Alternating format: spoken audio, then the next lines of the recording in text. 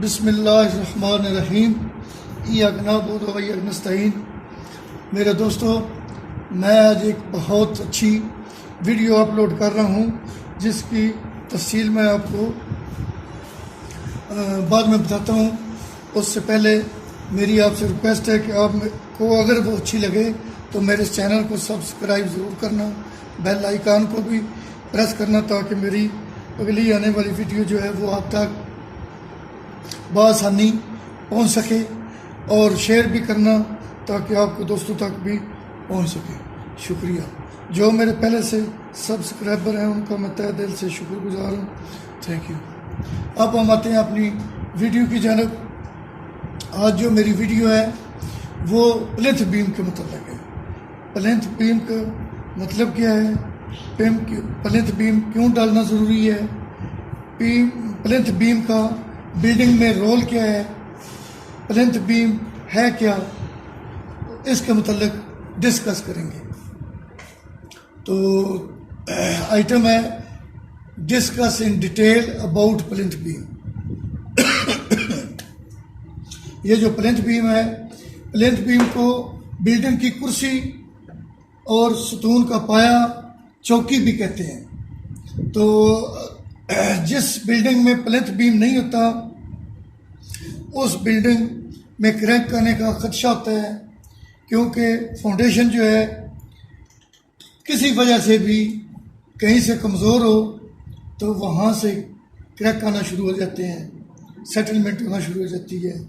तो इतना ज़्यादा पैसा लगा के तो अगर प्लिंथ बीम ना डाला जाए तो फिर बाद में आदमी बहुत ज़्यादा पछताता है, लेकिन बाद में उस पछताने का कोई फ़ायदा नहीं होता। वो जितना उसने पैसा पहले लगा चुका होता है, फिनिशिंग हो चुकी होती है, घर में रह रहा होता है, तो जब वो बिल्डिंग में क्रैक आए तो उसकी अभी थकावट दूर नहीं होती, तो वो इस शशो पानी में पड़ जाता है कि मेरी बिल्डिंग के साथ क्या हो गया, क्या मिसहैप हुआ है, इसमें क्या मसला बना है। लेकिन उस बेचारे को इल्म नहीं होता। ये जो उसके एडवाइज़र होते हैं या जो डिज़ाइनर होता है या जो उसको ब्रीफ कर रहा होता है बिल्डिंग के मतलब, या उसका जो मेसन होता है जिसके ऊपर वो एतबार करता है, जो उसको समझाता है, ये या तो मैं कहता हूँ उसकी कमज़ोरी होती है। अगर उसकी कमज़ोरी नहीं होती तो फिर मालिक की भी कमज़ोरी एक किस्म से हो सकती है। वो भी अपना कुछ जहाँ से पैसा बचता नज़र आए तो वो बचाने की भी कोशिश करता है। तो ये मैं नहीं कहता कि इंजीनियर की गलती होती है या एडवाइज़र की गलती होती है या जो सूझबूझ रखने वाला है उसकी भी होती है। मैं तो इसलिए ये भी कह रहा हूँ कि मालिक की भी होती है, क्योंकि मालिक अगर फरवानी से पैसा खर्च कर रहता है, अननेसेसरी जो चीज़ होती है उसके ऊपर बहुत ज़्यादा खर्च कर देता है, लेकिन जो ज़रूरी चीज़ होती है उसके ऊपर आके वो भी खामोश हो जाता है। उसको अपनी जेब जो है उसके ऊपर वो इतना मजबूत हो जाता है कि वो जो ज़रूरी चीज़ होती है वो उसको इस्तेमाल नहीं करता, ना ही उसको अमल में लाता है, ना ही उसको वो एक्सटीट्यूट करता है। बहरहाल मेरे दोस्तों, तफसील तो आगे भी है। ये जो देखो मैंने ये जो डीपीसी आपको शो की है इस ड्राइंग में, और इसके नीचे ये जो प्लिंथ बीम शो कर दिया है, ये वाला आपको नज़र आ गया होगा, ये प्लिंथ बीम होता है। इसके नीचे ब्रिक वर्क है। ब्रिक वर्क यहाँ तक ये आ गया रोड लेवल से नीचे खुदाई करके उसने नीचे ये फाउंडेशन बनाई है, और ये अर्थ है ये वाली, और ये वाली नीचे भी ये पीसीसी उसने डाली है। इसके ऊपर उसने चुनाई की है, चुनाई के ऊपर प्लिंथ बीम उसने अगर नहीं डाला डायरेक्ट डीपीसी डाल दी है। तो दोस्तों, ये या तो जो फाउंडेशन है, अर्थ है, खासकर अर्थ का भी इसमें बहुत ज़्यादा रोल होता है। एक अर्थ ऐसी होती है जो हार्ड होती है, तो उसको मज़ीद कम्पैक्ट करने से वो मज़ीद सख्त हो जाती है, और कुछ अर्थ ऐसी होती है जिसको कम्पैक्ट करने से और ज़्यादा लूज़ होती है, क्योंकि उसकी मिट्टी जो है वो गिरफ्तेबल नहीं होती, वो गिरफ्त नहीं करती। वो जब उसको प्रेस करते हैं या कूटते हैं तो वो मजबूती की बजाय वो लूज़ हो जाती है।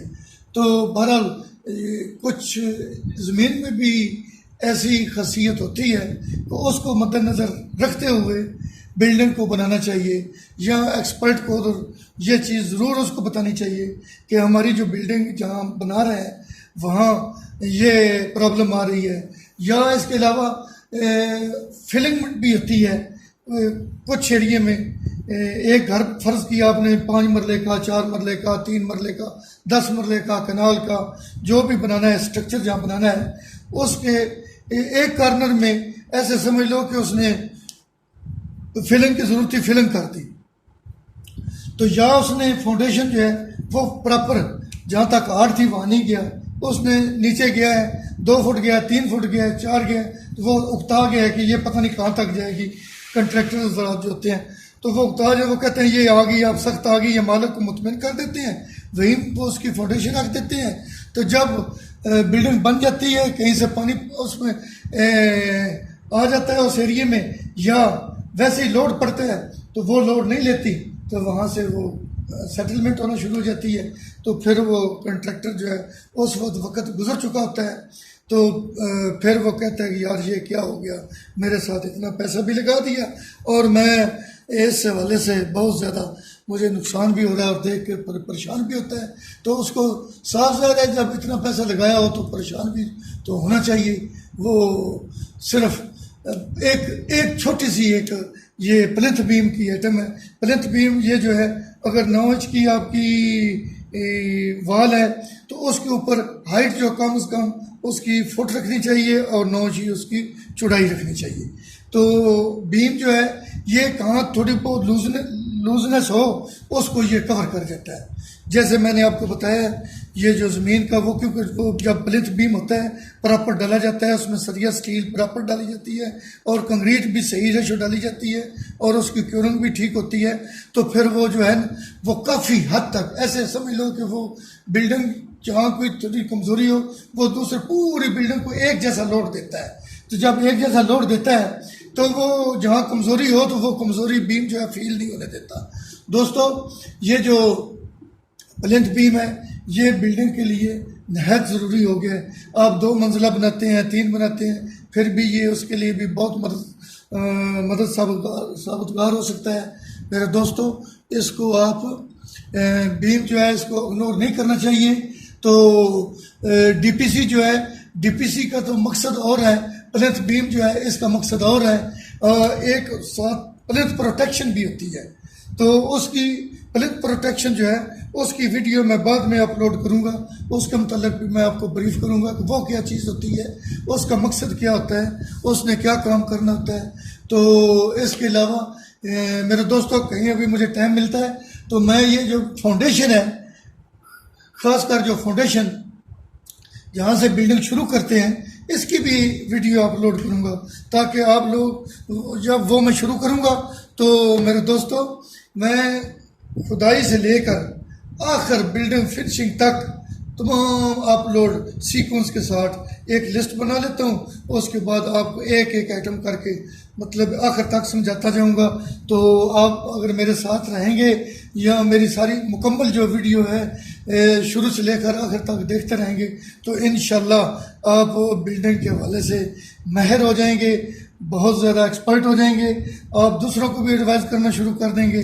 तो दोस्तों अब मैं इस बीम के मुतल्लिक यही कह सकता हूँ, यही ओपिनियन दे सकता हूँ। तो बिल्डिंग में प्लिंथ बीम जो है इसको इग्नोर नहीं करना चाहिए। इस छोटी मोटी जो मिस्त्रियों से, ठेकेदार से या उस ब्रिक वर्क में या कहीं भी किसी वजह से कुछ छोटी मोटी मिस्टेक हो जाए तो वो ये बीम ज़रूर कवर करता है। ये बीम को इसको फजूल न समझें, बीम एक बिल्डिंग का हिस्सा है जिसको लोग इग्नोर कर जाते हैं और इसको नॉर्मल लेते हैं, लेकिन ये एक ऐसी आइटम है जिसको नॉर्मल नहीं लेना चाहिए।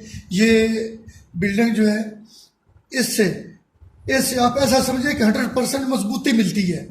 इसके अलावा ऊपर डोर लेंटल के ऊपर भी आता है और टाई बीम भी आता है, तो उनकी मैं बाद में अपलोड करूँगा।